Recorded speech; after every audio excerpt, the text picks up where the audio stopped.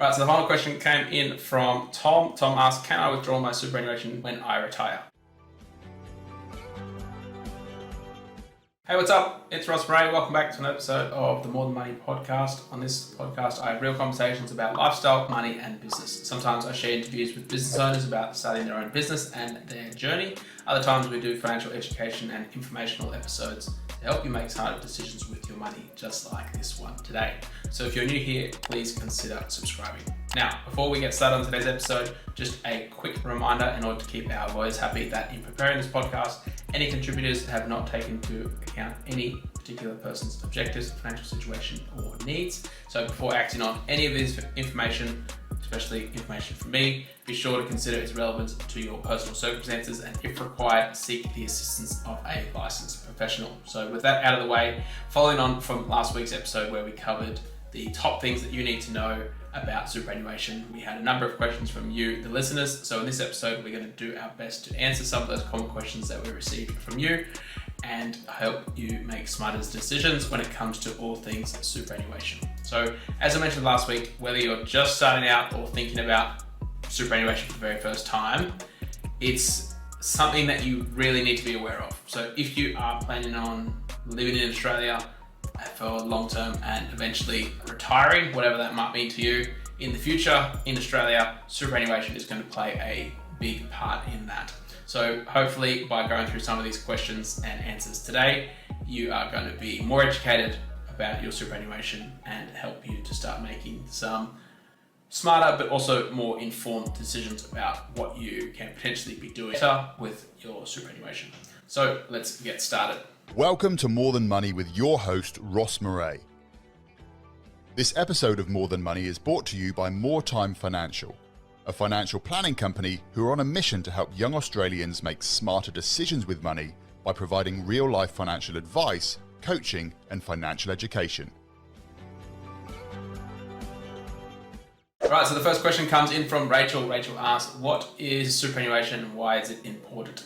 So to answer the question of what is superannuation, I would suggest, Rachel, if you haven't already, jump back to last week's episode where I did a deep dive into all things superannuation. So I won't go into too much detail about that today. But if you are a first-time listener and you haven't listened to that episode yet, the very high level of superannuation is what's called a retirement plan that the government put in place. They made it mandatory that if you are a tax resident or a resident of Australia, that your employer, if you're working for someone, is obligated to put money into a retirement account for you.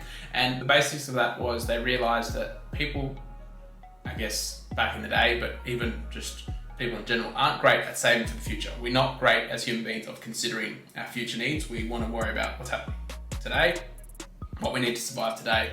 We don't necessarily look too far in the future, especially if we're thinking 30, 40 years time. So the government put in place a system called the superannuation system where they said, if you're not going to save for your own retirement, we're going to force you to do it, basically. So they put in place a plan that your employer had to put a percentage of your income into a superannuation account for you to be able to access that when you eventually retire or reach a certain age, which at this stage, it's roughly between 60 and 70 years old. So that's not exact, but roughly between 60 and 70 years old, you can access this superannuation account. So the key thing to remember is it is your money. And the other question here from Rachel was saying, why is it important?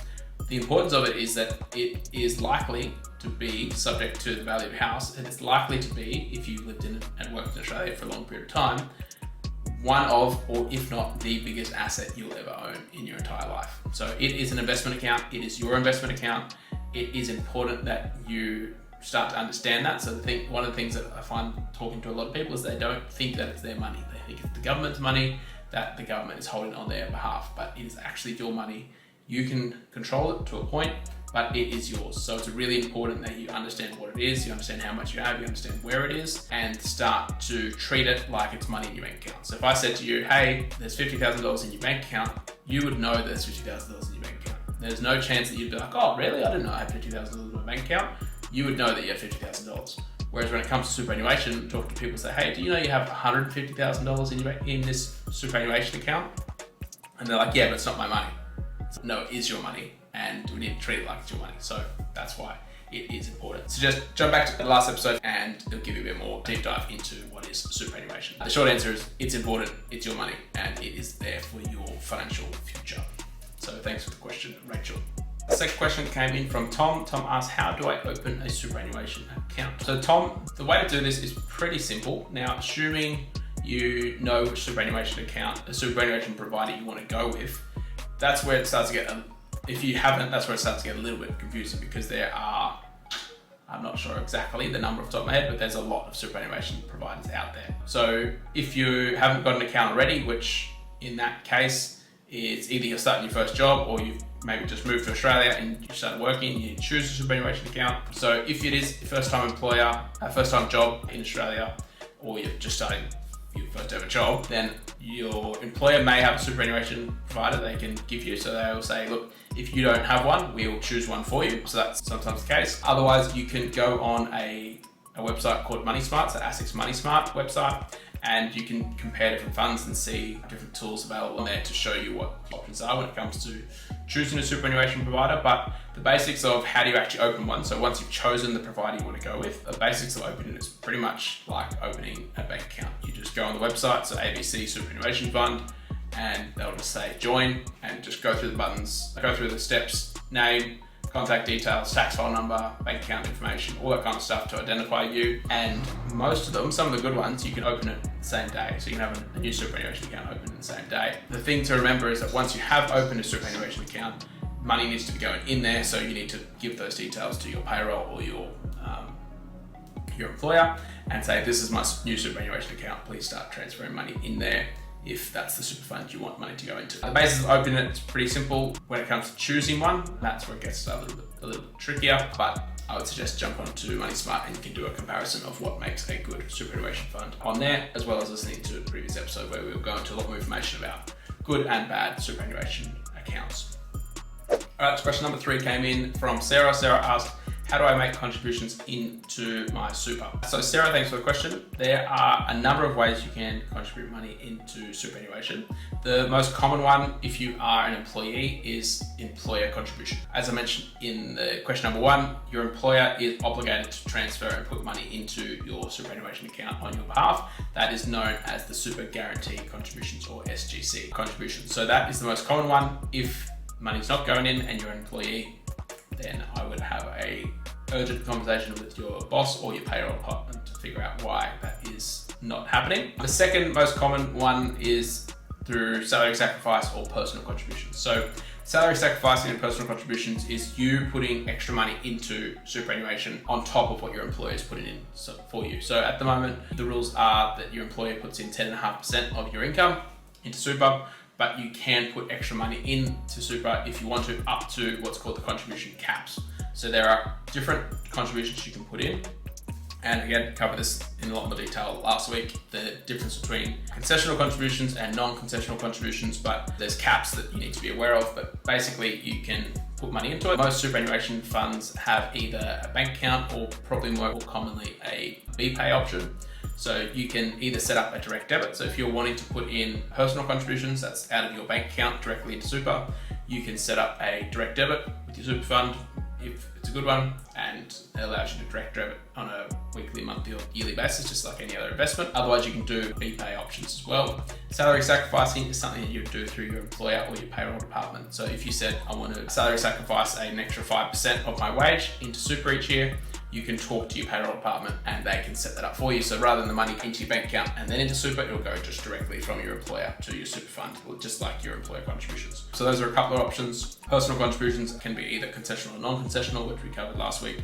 The other one is government contributions, which I guess isn't necessarily you contributing to super, but it's money going in. So there's different incentives and government schemes that allows you to get extra money from the government into super as well. You get to put into super depending on your income levels and how much money you've put in there. But the simple way to do it is I would just Google, again, ABC Super Fund, whoever you're with, and say, how do I make contributions? If you can't find it on their website, then I'd just give the call center a call and just say, look, I want to put extra money into super. What are my options and what forms and information do I need to do that? So that should be pretty simple.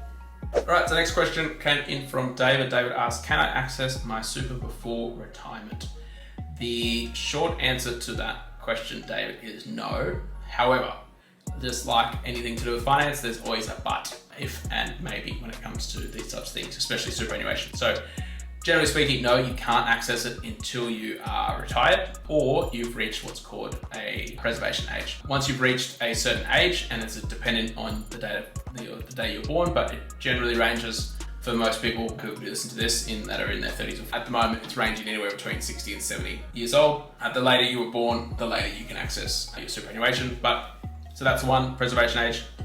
The other one is if you actually retire and have reached preservation age, then you can access it. The short answer to that is no. However, there are circumstances where you can access it before retirement, and that is if you are suffering from like a terminal illness or you've been experiencing severe hardship. So terminal illness one is basically you've been told that you're not going to live, and you can access your superannuation. If you're experiencing severe hardship, and when I say severe, there's lots of loopholes you need to go through, or lots of steps you need to go through before you can actually tick off to say you are going through severe hardship. You need to prove that you've extended it or gone through every other option before doing that. And there was things that happened obviously during COVID, people got access to superannuation. That's not to say that won't happen again in the future. We never know, but at the moment, no, you can't access for retirement unless you have severe terminal illness or experience some severe financial hardship. So there are lots of rules and restrictions around superannuation. Unfortunately, that's one of the catches when it comes to getting the tax benefits that we spoke about. So hopefully that is helpful, David. All right, the next question came in from Mary. Mary asked, how do I choose an investment option for my super? So Mary, listening back to the investment episode and obviously last week's episode as well, I know I keep saying that, but understanding your risks, your time frame, understanding your investment goals, your time frames, and your risk tolerance will make this decision a little bit. But when it comes to actually choosing it inside your super fund, that's what I'm assuming you're asking, like how do I actually choose it rather than what should I be invested in? Again, jump on the super fund provider that you're with, website, it'll say investments, investment options.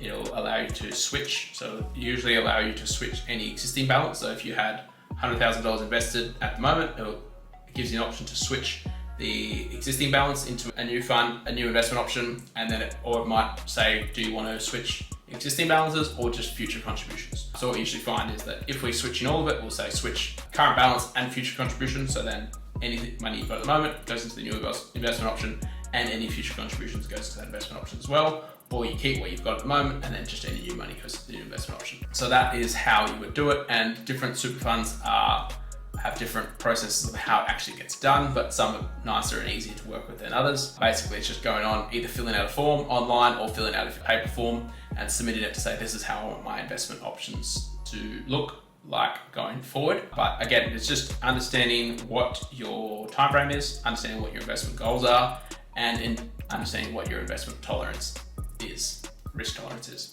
Because how you would invest as a 30-year-old would generally be very different to how you would invest if you were an 80-year-old, because you can actually access that money. So if you're in your 30s, you've got a much longer, what we call investment time frame. So you can't actually access the money for the next, let's say 30, 35 years. So how that money gets invested, at least from our side, how we would invest our clients' money for a 30-year-old is going to be vastly different to how we would invest money for a 50, 60 or 70, 80-year-old, just because the time frame and the risk tolerance. So once you understand those things, then you can jump on and make that choice. So most superannuation funds, depending on who you're with, will have an option of 5 different investment options, all the way up to 250, 500 different investment options. So it can get a little bit confusing. So you best understand those things first, and then you can go ahead and choose those investment options to suit your plans. Thanks for the question, Mary. All right, so the next question came in from John. John asked, how do I check the balance of my superannuation account? Very simply, John, if you know who your super is with, then I would jump on to that website. If you don't already have an online account with them, then you can go on register for an online account, register for online access, log on there, and they'll be able to show you your superannuation balance on the website, assuming they do have a website. If they don't have a website with an older style superannuation fund, they'll have a contact number, give them a call, and they'll be able to tell you what your balance is. They'll be able to tell you what investment options you're in, any insurances. They'll be able to give you any information you need to know. That's how you get up-to-date information. Checking old statements, old balances, information letters and stuff that will tell you obviously outdated information, but to get the most up-to-date information on the website or giving them a call directly. The other one, if you don't know who your super is with, if you might have a few funds, which is pretty common, then you can jump onto MyGov. So assuming you've got MyGov and you've linked up your ATO account, then you can view your superannuation accounts on there. We usually find that it is sometimes a little bit outdated, the balance, but at least tells you how many super funds you have and what the balance is across all the super funds as well. So that would be the way to do that. Again, jump onto the MyGov site and it'll be able to tell you what's happening with that, but otherwise you'd be able to get that information pretty quickly. It is also a good idea to regularly check your super balance. So we find that people just don't even look at it. They don't even know that it's theirs. They don't even think about it. They don't think about it at all. But it's a good idea to check in on 1, the balance, how much you have, 2, how the investments are performing, and then 3, making sure that your employers are actually putting money into it, because there is unfortunately cases where your employers aren't putting the right amount or putting any into people's superannuation. So it's always important to check to make sure that is happening. If you have any questions at all, always first option to call your super fund. And then if you have further questions, you can always follow up and talk to someone else as well. So hopefully that is helpful. John, the next question came in from Susan. Susan asked, how do I consolidate my multiple superannuation accounts? So Susan, this can be, depending on the superannuation provider, a simple process. It is not always the best if you have some older superannuation funds, but regardless, multiple superannuation accounts. So if you have them, the simplest way to do it is you need to choose which superannuation fund you're going to keep and which ones you're going to close down and consolidate into the one. So let's assume you have 5. We're going to choose the one ABC super fund and you're going to close all the other ones down and consolidate them. So there is something called a rollover. So basically, rather than you not taking the money out, it's just getting rolled over from account number 2 into account number 1. So once we understand which super fund you want to keep, then I'd contact the superannuation fund and say, hey, I have multiple super funds. I want to consolidate them all into your one. What forms, what information do I need to provide you to do that? So sometimes it's online form, super easy. Other times you might need to print out a form to do that. There is an option now on MyGov to consolidate them. So if you've got your MyGov and your ATO linked up, connected, there is an option there to say consolidate superannuation funds.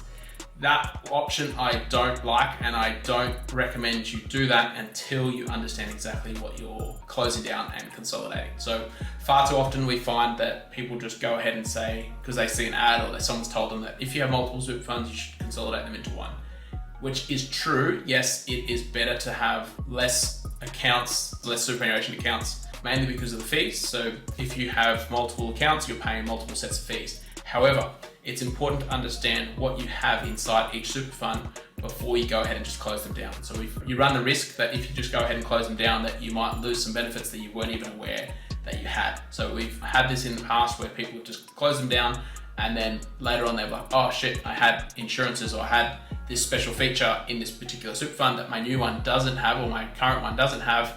I wish I could get that back. But once the account's closed, in normal circumstances, you can't get it back. So before you consolidate, before you close down any superannuation accounts, it's a really good idea to contact each of the fund, ask them what balances you have, what insurances you have. So the big one is the insurances. So it's important to understand, because inside your superannuation fund, like we've covered in previous episodes, there are insurances in there. So if you are in the position where you cannot get insurance through other superannuation funds, or what is called retail insurance, that you, for whatever reason, have health conditions that you can't get new insurances, then it's a case where we are happy to have multiple superannuation accounts because we can't get insurances. So we want to keep any insurances we can get. Yes, we might not have all of our money in that one fund, or we might reduce how much money we have in there, but we want to make sure that we don't put you in a position where you can't get any new insurances and you just cancel or close down your previous super funds that had insurance in there, and you might not even know. That's a thing to think about before you close down or consolidate any super funds. What balances do you have? What are you losing by closing down that fund? What insurances do you have? So that's a big one. And does your new employer or does your current employer allow you to contribute to this fund? Or does the fund that you're wanting to keep allow external money to go in? So every super fund is a little bit different. They're not all the same, unfortunately, which makes it a little bit confusing. Once you start to understand, ask the right questions, and as I said, before you make any decision to close anything down, contact each of the super funds, and then once you are happy, or once you've done your research and you understand exactly what you're doing, if you're not sure, if you're not 100% sure, it's always a good idea to talk to your super fund. They might be able to provide some information. They may have financial advisors in-house that might be able to give you information. Alternatively, you can reach out to someone like myself or a financial planner to help you through that process as well, if need be. But once you're comfortable, once you understand all the risks and potential losses of consolidating to one fund, so you've chosen the one you want, then it's a matter of just filling out a form and consolidating all that into that one super fund. If it is a new fund that you're not currently putting money into or your employer's not putting money into, it's really important that you give that updated information to your employer or your payroll department so that they know that you've closed down a previous fund so that the money goes in there as well. So that's something to think about. All right, the next question comes in from Rachel. Rachel asks, what happens to my super when I change jobs? So Rachel, this has got a lot simpler in the past than it has been in the past. And basically what the rules are now is that you are able to take your super fund to your new employer or new job, whereas in the past it was separated. So that's why you end up with multiple super funds, because every time people change jobs, especially when you're young, or the multiple jobs when you're going through school or uni or something, you end up with multiple super funds, whereas now they've made it a lot easier to keep your super fund when you move to a new job. This is the case for a lot of people that have your kind of normal jobs. If you are working for government or some sort of specialised occupation, then you may not be able to take your super fund with you to your new job. I say that because government and specialised occupations have their own kind of set of rules. That's a little bit different to most just regular jobs. But for most people, when they just change jobs, they should be able to take that super fund with them. Important to talk to your payroll department and your superannuation fund. So talk to your payroll department of your current job, talk to your payroll or employer of your new job, find out what their options are. If it's just a normal job, if it's not a government or a specialised occupation, it should be pretty simple that you just, when you're filling out the tax declaration forms with your new job, then they should ask you what is the superannuation fund that you want money to go into. If you don't have one, they might be able to choose one for you, but in most cases you'd say this is the super fund, and then it just continues to go on and on. So it's really important that when you start a new job, you want to give them all the accurate information up front. Again, if you're not sure about what's happening, just contact your super fund, and if needed, then reach out to a professional and they can help further. Right, so the final question came in from Tom. Tom asked, can I withdraw my superannuation when I retire? I can give you a lot more information, but the short answer to that question, Tom, is yes. Once you retire, you have full access to your superannuation account within reason, but you have full access to it. So once you reach, again, repeating from question number one, once you reach preservation age and you retire, then you can access your superannuation. You can do that in either a pension, so you can start taking money out on a monthly or quarterly basis. Alternatively, you can withdraw a lump sum, take it all out, put it in your bank account. Now, I wouldn't be suggesting you do that, but you can if you wanted to. Lump sum, income stream, combination of both. For our clients, elderly clients, they take money out on a monthly basis, and then if they need extra money, they can withdraw it if they need be. Full access to it, just like a regular bank account or a regular investment account. So it's important to understand the tax implications of withdrawing your super. So depending on your age, so if you're in that spot between 55 and 65, there are some potential tax implications of withdrawing money.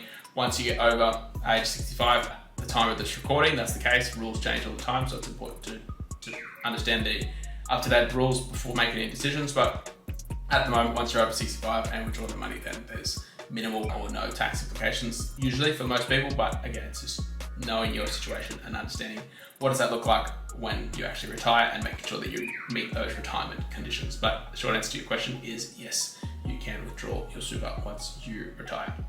So that is all the questions for today. I hope you found that helpful, answering some of your questions about superannuation.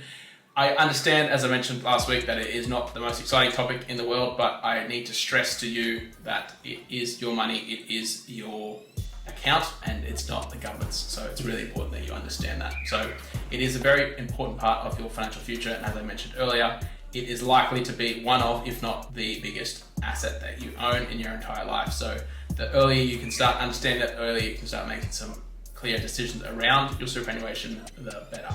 So if you have any questions that you have answered on future episodes, be sure to submit your question by following the links in the description below, and we'll be back in your ears next week. Hope you have a great week.